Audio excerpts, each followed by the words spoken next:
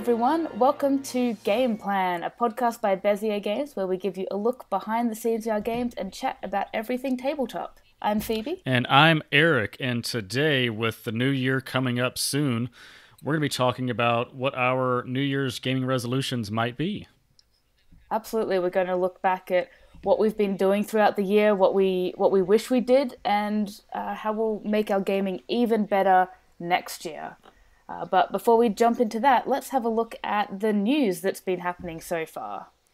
All right, well, I'm gonna step in here and talk about something that was really caught my eye in the news.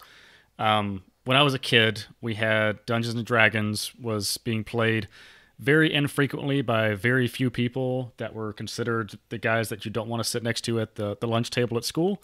And now we've got New Yorker writing articles about D&D and it making a comeback, it being not just for the nerd sector, but for all geeks and for all popular geeks as well.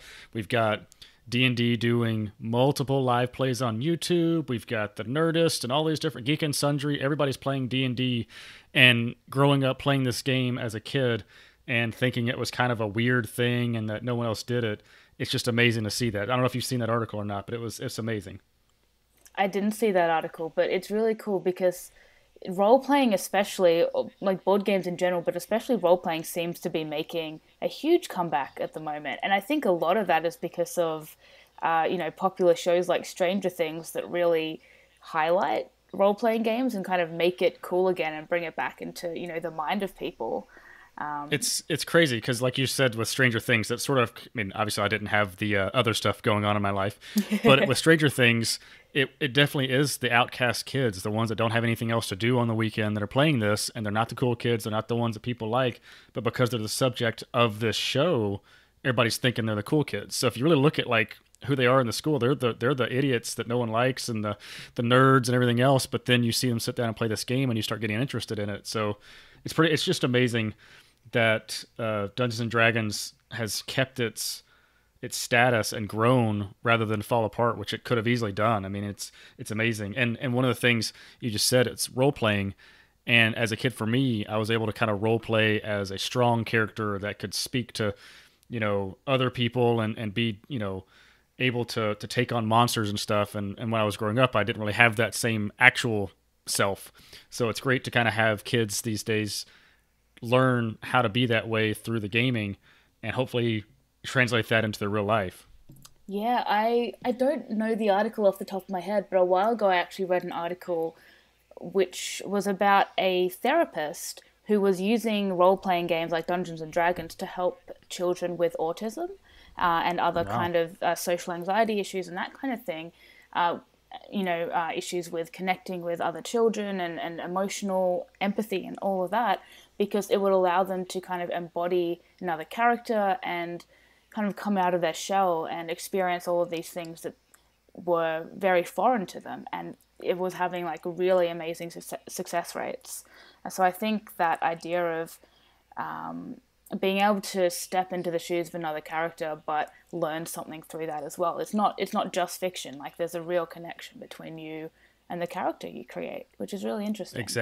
Exactly. And the fact that it's become popular makes it, when they tell the parents, hey, we're going to have this role-playing game that they're going to sit down and play, and they go, oh, like Dungeons and Dragons, and they go, yeah. And it's not like a taboo thing where they're going back to that. In the 80s, there was that Tom Hanks made-for-TV movie that was about Dungeons and Dragons, like committing suicide, and it was Wiccan and all these witches and stuff. Yeah, so definitely go back and research that Tom Hanks movie that was a made-for-TV movie about Dungeons and Dragons, and you'll kind of see how far we've come. That's incredible. Yeah, it's really good to see it not resurging, but getting even more popular.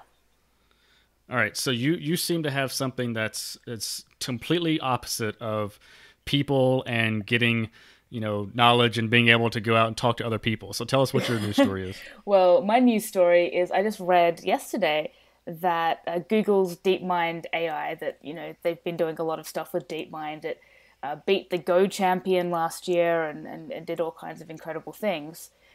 They just did an experiment with DeepMind where it taught itself chess in 4 hours, less than 4 hours, and then proceeded to beat the strongest chess computer in the world, Stockfish 8. I didn't know that was the name of it, but that's the name of the strongest How chess. would you not know that? Of course, everyone knows that. That's like Clearly, it's yeah. taught in grade school, right? Yeah. But yeah, it played 100 matches against Stockfish 8, and it won 28 of them and drew 72 and didn't lose any. So it's kind of scary to see a computer kind of surpassing human and machine knowledge, Yeah, in and that that's one of sport. the things that's crazy because when you go back and look at like programming of AI and stuff, it's always been that you program something based on your knowledge and your rule set, and then you tell it all the different rule sets. And this was, like you said, it taught itself chess. No one ever told it how to play chess. It just said,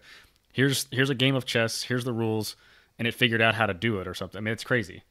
Yeah, and the weirdest thing is, obviously we see that they observed, the strategies it started to implement, and it got, it had a particular play style and tactics, and the strategies that humans use started to evolve, and it figured those out by itself naturally. But then it also had its own tendency for other kinds of strategies. So it played more aggressively.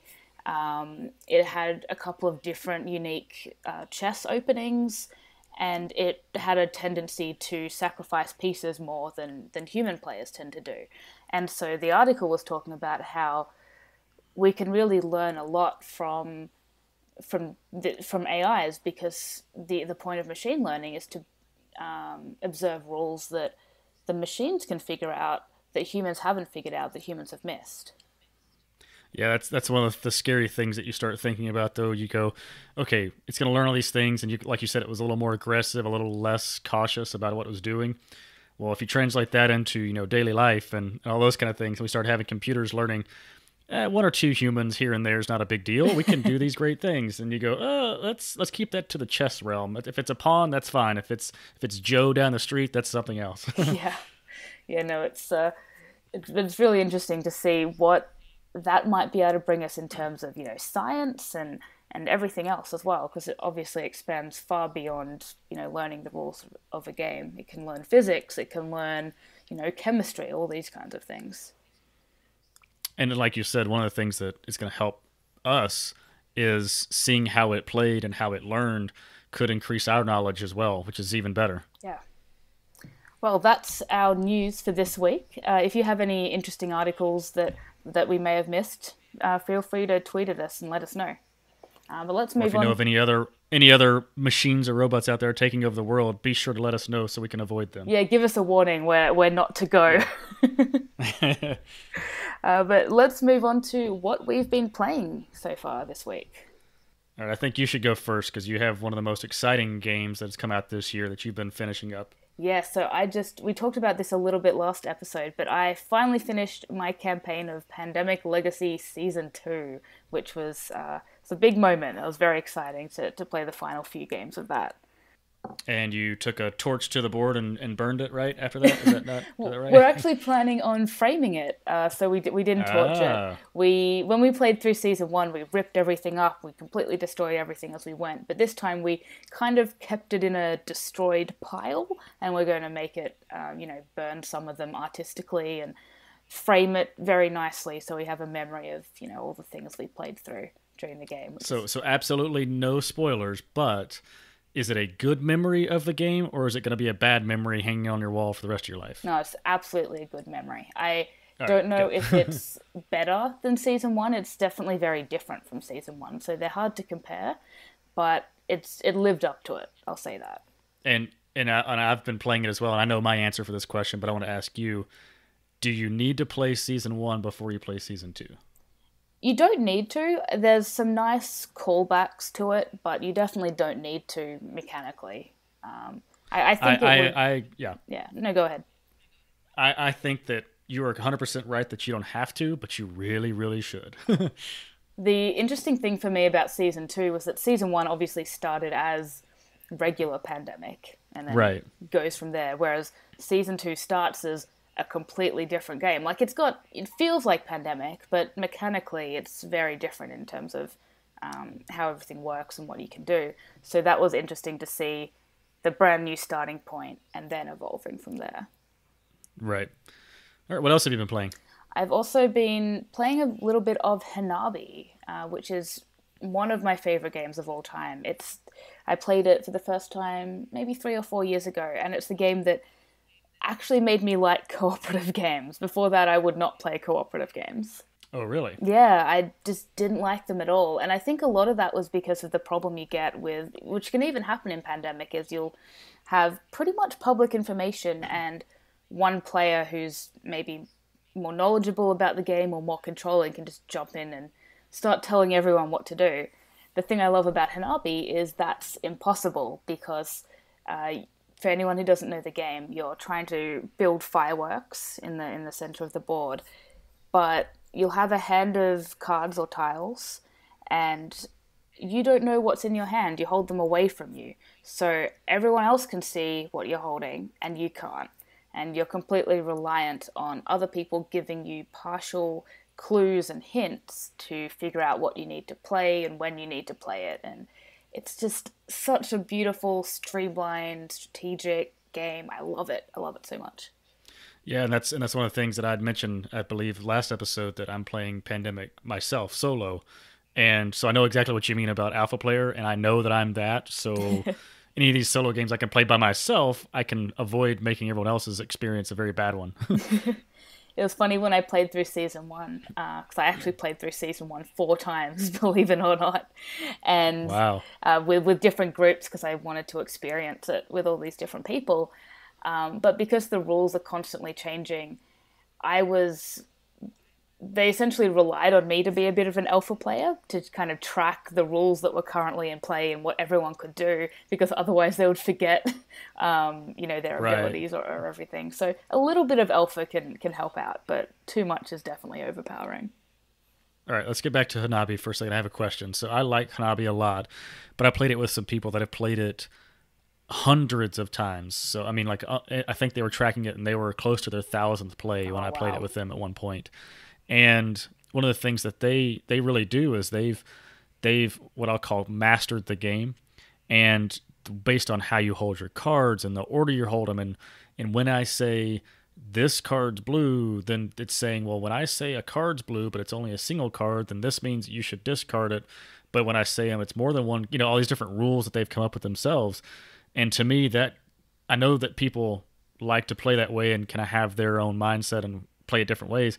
But one of my most fun ways of playing Hanabi is with a group I've never played the game with before, and we have no idea what everybody's talking about and what their tells are, or how they're gonna try to clue you in. I don't know how you play it, but how do you kind of find that? Do you find that one that you want to learn the game with the players, or do you want to go in with a set kind of mindset on what you're going to say and how you're going to say it? No, I definitely agree. I know a lot of people play by these conventions of, when you say this specific thing, it means this. And I never knew of them until I played Hanabi online. And when you play online, people get very, very angry if you don't know all these conventions. And they're weird Right. things like, as you said, if I point out 2 cards, then you have to play the rightmost one. And weird rules that you could never come to naturally. And the thing I love about Hanabi is that as you play more with a group of people, you'll start with not knowing anything about, how the clues work or how context matters. And then as you play more and more, you'll start to evolve these rules naturally, out of the logic of the game and how you've been tending to communicate, these rules will kind of come out. So, one that typically comes out is if you haven't been told anything about a card and you've had it in your hand for a while, then it's probably safe to discard. And that's one that kind of people figure out because, oh, I have to discard a card. I don't know anything, but this one's the one that's probably the safest. And so, there are these kind of patterns that evolve consistently. But then as you play with different groups, new patterns will emerge and new conventions will emerge, but they're not these kind of weird restrictive conventions that kind of seem really artificial and seem to me against the spirit of the game, at least. Yeah, exactly. I feel the same way. I don't like the way the rules are set up, and the rule book is really a basic.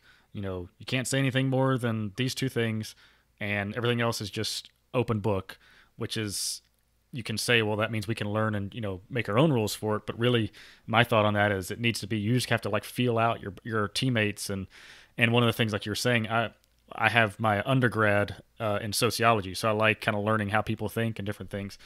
And I'm playing with a group, and I realize, okay, the player to my left has a really hard time of remembering what he was told, so I probably should tell him again if it's really important, or if he's looks like he's confused. I need to clue him back in on what's going on. Which in a regular game, like you're saying, like online, they might get really upset at having to do that, twice. But if you realize the way the different people play, everyone has more fun, I think, than maybe necessarily getting the perfect score. Yeah, absolutely. And people were so mad. Like, I couldn't believe it. Like, basically Right. shouted me out of the game. And I think it's just more fun to see what happens. I mean, All right, if you so blow up the fireworks show in the process, who cares, right? I'm learning that the Bezier social media manager didn't realize that people online could be jerks. I mean, I knew it, but like while playing board games, it seems a bit. Right, Yeah. right. Anyway, it's fine. Anything else you've been playing? Bits and pieces. I've also played Altiplano, which was an Essen release, which was most distinctive for the giant llama on the box, or alpaca, I think Right. it is, which is a bag building game. So you kind of collect these tokens that you'll put in your bag and pull out each turn and assign them to different actions. And I really liked it. It's kind of a sequel to Oleons, which is by the same designer, which is also a bag building game. And I definitely like it more than that one. He's definitely, streamlined some Oh, of the really? mechanics. Yeah, he's made it more strategic, kind of gotten rid of the clunkier bits that didn't work and added in some more interesting things.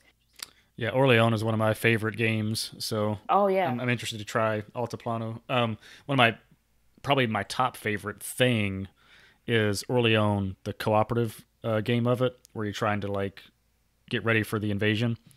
I really like that a lot. So I'm hoping that Altiplano kind of takes, like you were saying, takes some of the streamlined stuff, and like it doesn't have a board or anything, right? It has like pods or whatever that you're moving around, but it's not like an actual map, right? Yeah, it has like little tiles, and one of the interesting things about it is that you can only do the action if you're at the right tile. So you can only, harvest wood in the forest, and you can only gain alpacas on the alpaca farm and go shop if you're at the market. So you have to not only have the right actions, but also make sure that your little player piece is moving around in the right order and is at the right place when you want to do different actions. So it's kind of an extra element of planning ahead to that as well.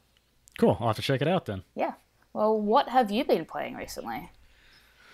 I've got a few games that I got played. One I'll cover very quickly is a classic Alan R. Moon game, Airlines Europe. Most people are familiar with Ticket to Ride.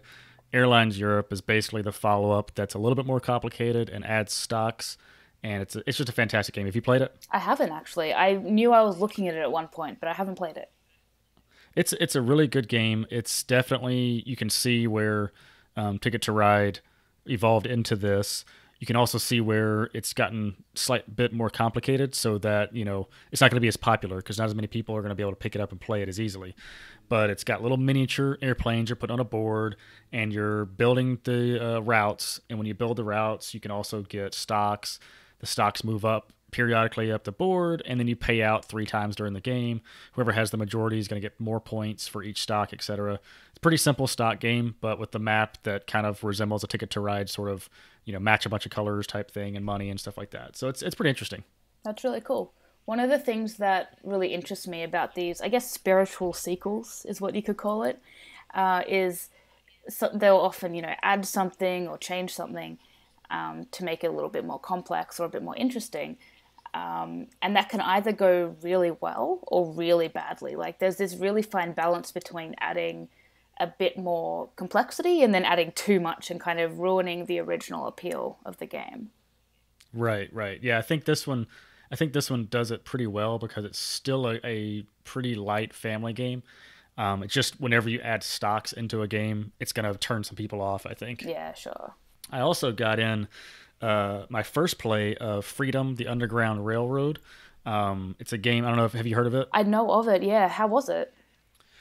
It's definitely a game that you need to sit down, have people that are willing to pay attention and play this game. It's a cooperative game, and the subject matter is where it really becomes a little bit heavier. It's the actual mechanics of the game aren't that heavy, but it's about the Underground Railroad, and trying to move the slaves up to the north, up to Canada, to make them be free and avoid the slave catchers and the slave market from taking them and basically putting them into indentured servitude for their entire lives and losing them off the board. It's abstracted with cubes, and there's a die rolling that moves the slave catcher around. There's some monetary things you're doing with money, trying to buy cards, etc. So it's mechanically, it's not that difficult. It's really a sort of a pick up and deliver. You're trying to move cubes from one end to the other and make sure that they don't go into spots that would get them caught. But everything about it is very historically accurate as far as I know. I'm not a history major, but it definitely takes, each little instance of the history, and it's broken into time periods in like 1800 to 1839. I'm making these numbers up because I can't remember the actual dates, but the cards in that era are stuff that happened during that time frame. And it'll be like the Dred Scott case or whatever, and I'll talk about a blurb about it and what it was and what happened in that time, and also the mechanic of the game. It'll talk about, okay, and when this happens, you lose 2 coins, whatever it is. But everything is very historically accurate. It has a lot of detail that you can really learn the struggles of that time frame. The issue with it really is you really don't want to lose, because if you start thinking about what's happening, if you kind of take away the abstractness of it, if you were to not win, then that means that you didn't help these slaves become free. And so you have to really have that like I said, a very calm group of people to play this that understand what it's saying and what it's trying to portray, rather than just a sit down at game night and play a fun dice chucking game. Yeah, absolutely. Was it really intense emotionally to play? Because I can imagine, especially, depending who you play with, it could really bring up a lot of, as you said, you don't want to lose. So there's a lot more tension in Right. every decision I think you it make. was a little heavy for us in certain spots. At the beginning of the game, we were what we assumed were doing well, and we didn't have any slaves get caught or anything else. We were kind of moving our stuff around really well. And then about the mid turn of the game, and this is how it's supposed to go, I think, it becomes a slight more difficult. It kind of throws some more, screws at you. And when that happened, one of the players, we kind of made an action. It was like, oh, I've got to choose which cube's going to get taken. Like, one of them's going to get taken no matter what. You have to figure, at this point, no matter what I do, either this one's going to Canada or this one is, and the other one's not going to make it. And, as far as the game goes, you're going, oh, that's 1 point, plus and 1 point minus. Okay, whatever. But if you start thinking about what that meant and what that would have meant back then, and that there were actually people making those decisions, you can feel a lot about it. And I think it's one of those games that it's more of an educational game than it is a fun game. And I'm not saying that I, didn't enjoy my time playing it, but I don't necessarily know if I need to play it again anytime soon, because I kind of got emotionally drained by playing it, if that makes sense. And you kind of got out of it what the experience it was intended to create. Right. And like, that's the thing, is you don't want to, because in one of the things in the rule book that aggravated me a little bit, and this is the same way in any Euro game that have, kind of a not real set scoring mechanic. It's basically you win or lose if you do X, Y, or Z.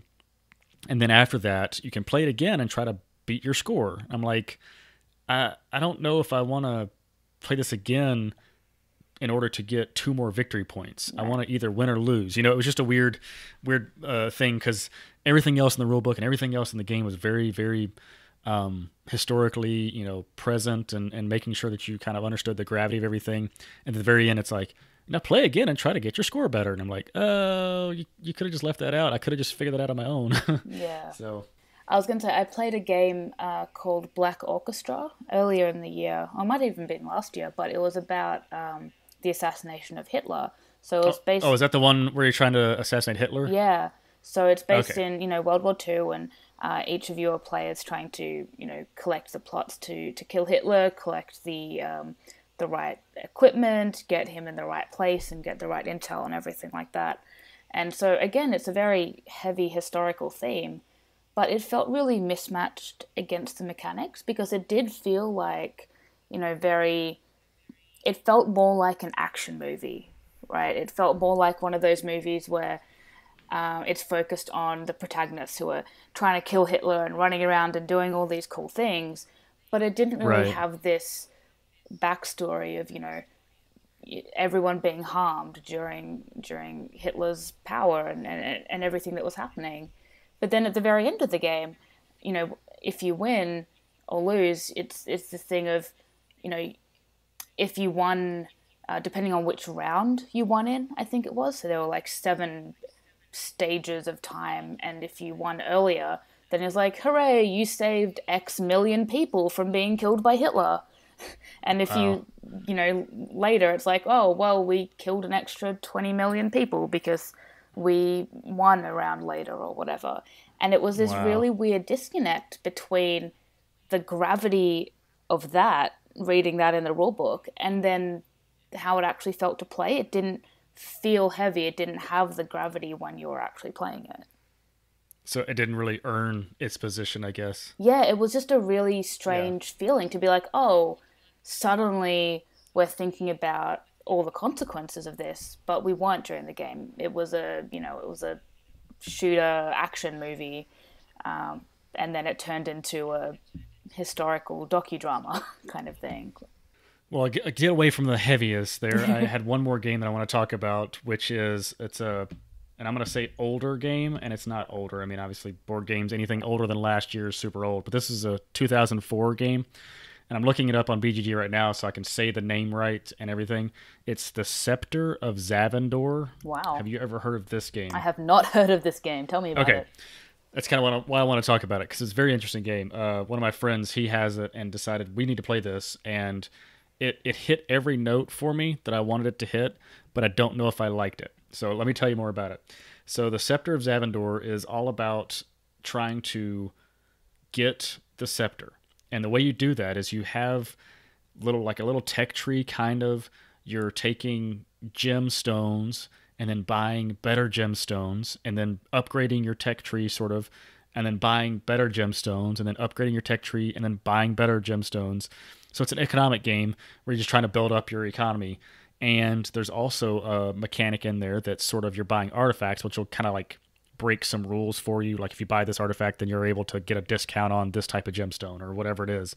And those are auctioned. Right. So it's all about just trying to get more money, to make more money, to get more money, to make more money, to get more money. Now, it's a very abstract game, and everything that I was doing in it, I loved the math of it. I loved trying to figure out, okay, I had this much money, how can I get next round this much money to get this much money, those kind of things. But the game took us about 3 hours, Wow. and it really was very, very tight, which is a good thing. Now, don't get me wrong, I don't like games that have like a runaway leader. But in this game, it felt like I was doing very poorly as far as what I was able to do, but I ended up getting second place. And the reason why is because at the very end, you're basically trying to buy what are these big point scoring items at the very end that basically give you bonus points based on the stuff on your board, how hard your tech tree is, those kind of things. And after a certain number of those are bought, the game's over. So I was trying to buy enough of those to get more of them than anyone else had. So even though I didn't have as much stuff, the multiplier, so basically if I was going to get from this one, I get 2 points for every diamond. Well, I might only get 6 points from that, but if someone else bought it, they'd get 12 or 15 or 30 or whatever it is. If I bought it, I'd be able to make the game go faster and also get the points that they wouldn't be able to get. Now, it's interesting when you think about it because I didn't have the most money ever, but I had the fastest money, if that makes any sense. It probably doesn't, and it's really hard to describe the game without playing it. But it's mainly just a very, very mathy. How much money do I have? How much can I afford? And then you get to the auction phase, and it's like, well, I know how much money you have. I'm gonna wager 21, and you have 20, so I just get it automatically. So everything I was doing, all the decisions I was having, I loved making those decisions and loved trying to figure out the math. But then when I sat down and thought about the game and we talked about it after the game was over, all of us were kind of mediocre on it. And I don't know if you've ever had that before where you've really loved as you're playing it, but then when you go back and look at it and go, did I have fun or was I just trying to win that puzzle type thing. Yeah, I know what you mean. And especially if what you're doing during the game is fun, but then the ending is kind of anticlimactic, which sounds like it was because, the people who you thought were ahead and should have been doing better kind of didn't in the end. And Right. if it doesn't lead up to kind of a satisfying conclusion, then the whole game can be let down. Right, and in a 3 hour game, that's what was so baffling to me. A 3 hour game when it was a not the highest part of the game was the auction mechanic, but it was pretty high up there. If you don't know what you're doing in any auction game, you can kind of get hosed if you're like 35, and someone goes, okay, you get it, and then you have no money the rest of the game because you didn't know how much stuff was worth. With a 3 hour game, and you can make that decision pretty early on and dig yourself a hole. It was just interesting. It was definitely one that I could tell, and like I said, when I started this description of it, it's a 2004 game. It's an old game, and that doesn't mean that it's a bad game. But so many games have come out since then that do this same mechanic faster, tighter, more thematically, and it was just an old game, and I don't know how else to describe it than that. Yeah, I know what you mean, because definitely if you look at, if I go back to the older games in my collection, there's definitely, really good elements and really interesting parts of design in them. But there's been so many years of kind of innovation since where designers have taken these good ideas and worked on them and developed them and streamlined them. And so if you look back at a classic like Settlers of Catan, and that's the game that got me into this hobby. But if I go back to it now, it's not compelling like it was, 20 Right. 20 years ago, because there are games that give me that same experience but better or faster or with other things in them. So I think there's definitely standing on the shoulders of giants kind of thing where games have just gotten progressively better. Yeah, and that's one of the things that we'll talk about in a much later episode, I'm sure.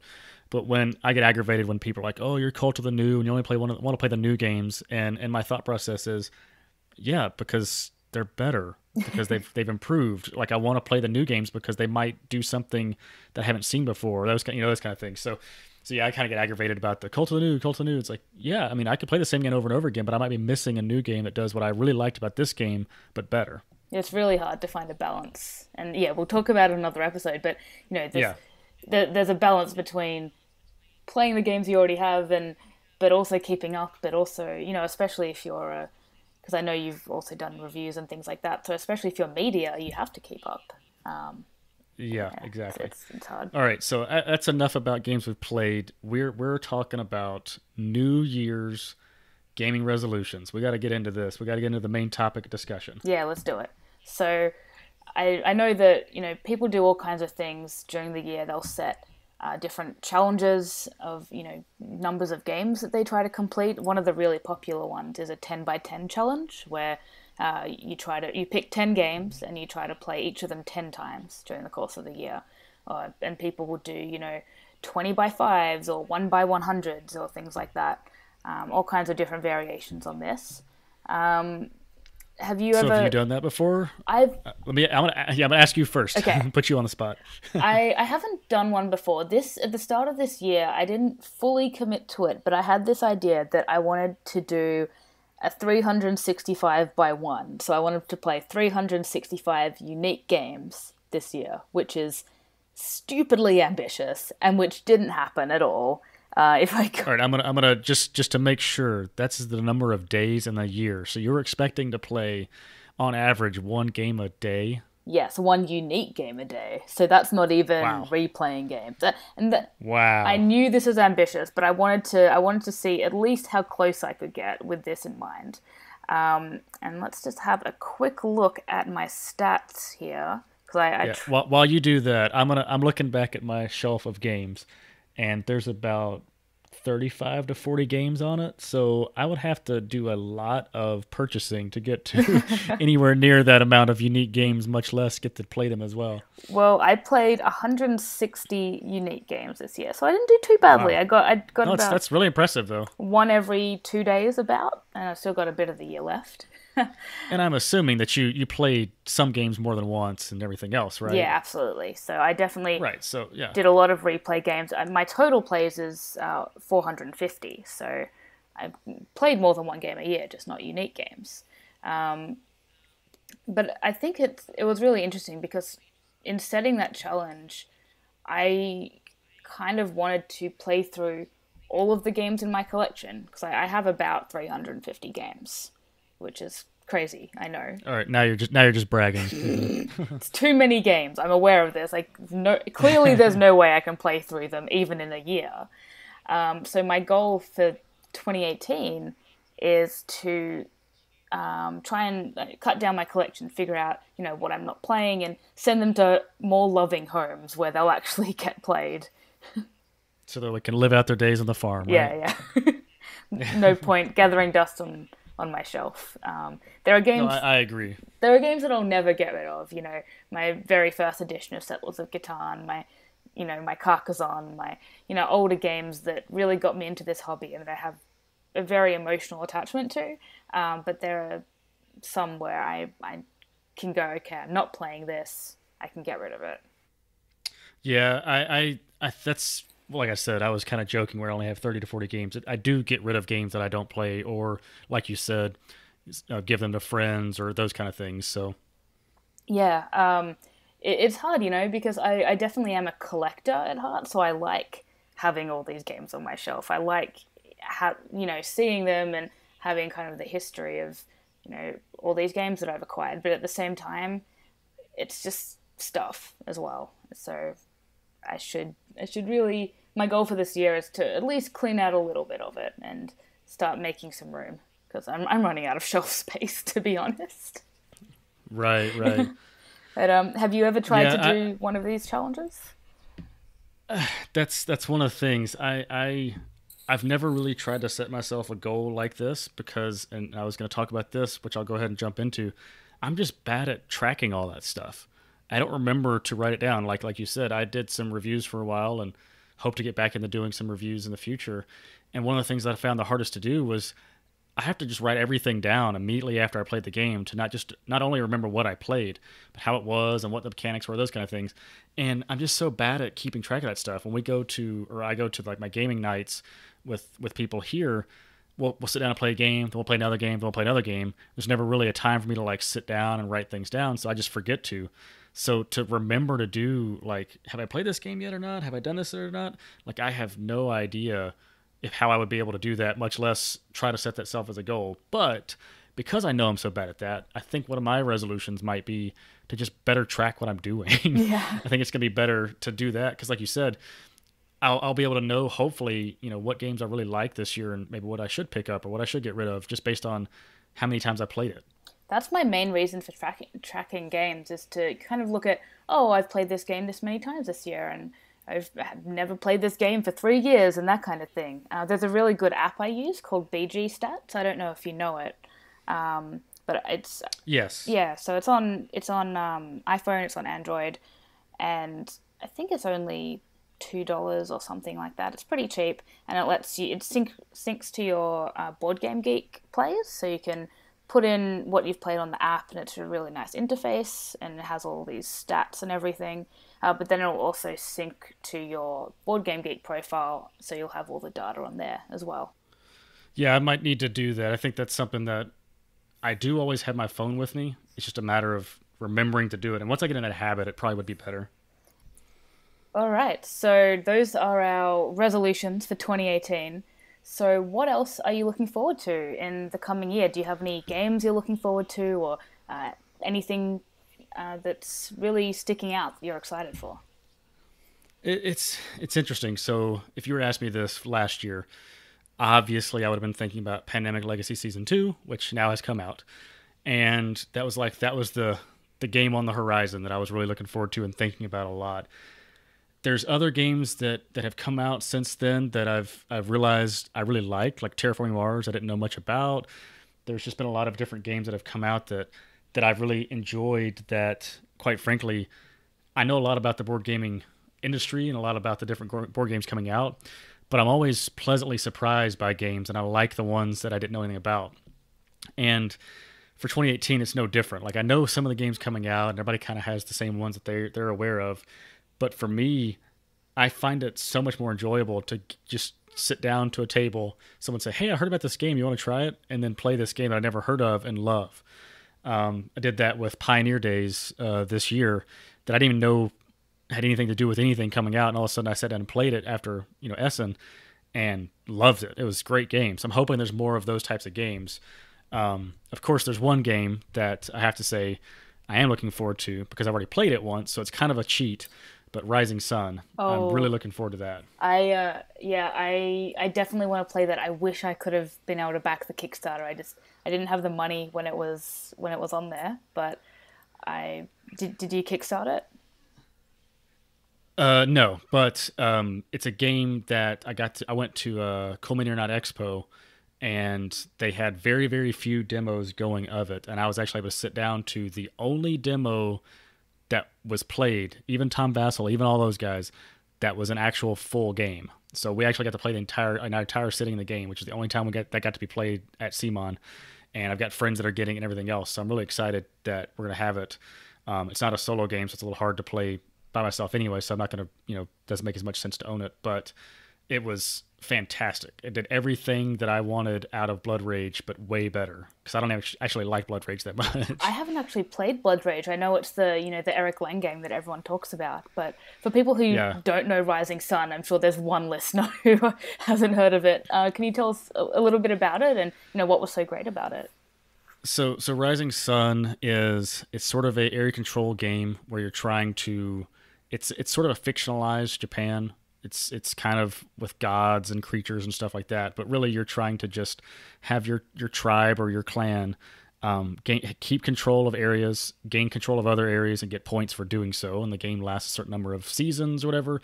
But the main thing is you can make alliances and break alliances during the game, and there's a mechanic in the game for that.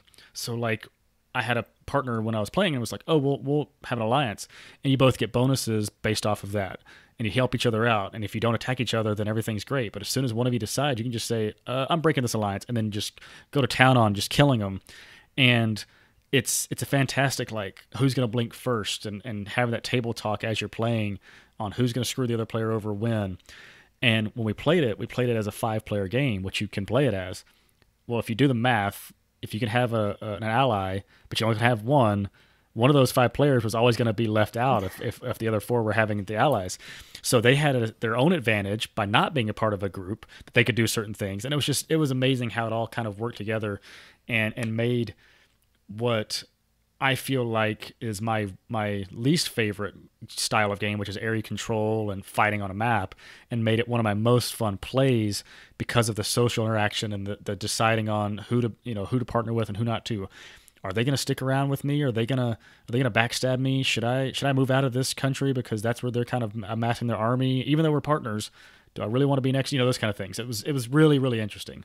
Yeah, that was the most interesting thing that grabbed me about the Kickstarter is how they built the mechanics of alliances into the game itself. Because there are a lot of games where you can make alliances, you can partner up with people and then backstab them, but it's not part of the rules, and it's not built into how the game works. So it's kind of a bit wishy-washy, Right. and A lot of that non-binding agreements and stuff like that. yeah. Yeah. And so I really love when games actually kind of build that in, because it creates certainty in terms of how it works, but then as you said, it creates all these other dynamics of, well, now there's consequences for breaking, that you get extra powers, but there's benefits to not being in an alliance. And so you can add a lot of things by actually including how everything works within the rule set of the game.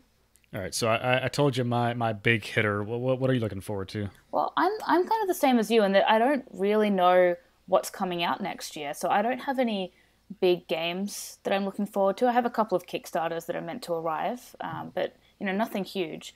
I think the thing I'm most excited for is just to see what kind of trends pop up and where game design goes, because we've seen kind of legacy games become a really big thing over the last couple of years. The thing I'm most excited for is to see where designers take like digital gaming and the possibility of integrating VR into games and all this kind of thing, because there's so much opportunity with technology to kind of create a new gaming experience and add all these interesting elements. So I'm really excited to see where that might go. There was a game I looked at PAX called Chronicles of Crime, which is going to come to Kickstarter, I think, start of next year. And it basically is a cooperative crime-solving game that integrates VR into the game. So you'll basically be using an app to kind of interact with the different people. So you'll scan cards, and then the cards you want to interrogate them about, or you'll scan locations to see what's at that location. But the most interesting thing was you actually look through the VR to investigate things like the crime scene, which was interesting. Yeah, so it was really cool. So basically, we got to the scene of the crime, and we put the little VR goggles on the phone, and you can just look through it at your phone screen. And, turning around 360, looking up and down. And the person who was looking through the VR had, I think it was 40 seconds, and they were calling out everything they could see to everyone else, and they were potentially clues. And everyone else at the table was trying to find the associated item cards and putting them onto the board and knowing, okay, we found these things at the crime scene, now we can scan them to interrogate people about them because we found them at the crime scene. So, I was calling out, I see a handbag, I see a doll on the ground, I see a woman with a shovel next to her, and all these kinds of things. And everyone else was trying to find, clothing accessories, tools, and pulling those. And everyone got a chance to look through the goggles, so you'd see things that other people missed, or it was really fun. I'm really excited to see it sounds like, and I can't remember the name exactly. It was like Maze of Anubis, or Temple of Anubis, or something. Yeah, I know that came out this year. Yeah, it sounds like that. But I think that was a much more family light game, but with a similar kind of use the VR, look through the maze, see if you can figure out what pathway to take, that kind of stuff. Yeah, that one was, you're trying to piece together a maze from kind of one person's partial information or that kind of thing. I love any detective and puzzle solving and mystery solving games, so this sounds pretty cool. Yeah, and they're actually hiring, real crime writers to write the stories that you'll play through. Awesome. And everything. So I'm really excited to just see where the digital and tabletop kind of merging goes, because I think there's so many cool possibilities with that. Very cool. Yeah. Well, I think that pretty much wraps us up for our New Year's gaming resolutions and what we're looking forward to next year. Yeah, that's. I can't believe that this year's already over with all the different stuff that happened this year. The PAX Unplugged was new.